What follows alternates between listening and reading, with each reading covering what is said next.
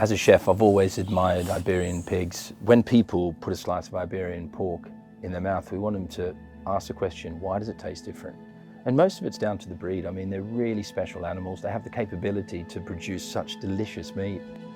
In 2020, I decided during lockdown, after about day 3, I think it was, I had a conversation with a genetics expert in Spain, and I asked him to send me some Iberian pigs. And like all these sort of projects that I've undertaken over the last couple of years, I sort of went straight into it thinking, you know, we want to produce the most incredible meat. Nothing stood up to the quality of the Iberian pigs. And I'd always been really inspired about the way they'd been grown. I began reading, seeing if we could mimic the same sort of way they're grown in Spain using English ingredients. Traditionally, commercial feed is based heavily upon soy. Using meal and part of their diet that travelled halfway across the world didn't make any sense to me. You know, so we had to sort of think about how we could replace that protein with English grown ingredients.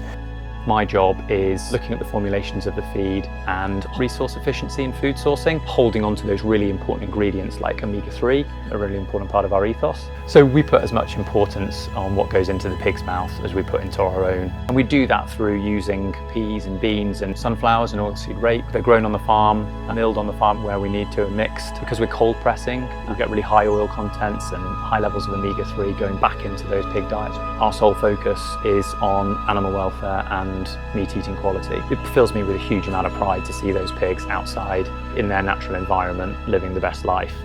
When people see our British Iberian pork, I want them to know that there's going to be a choice between that or a shorthorn or the very best 60-day aged belted Galloway.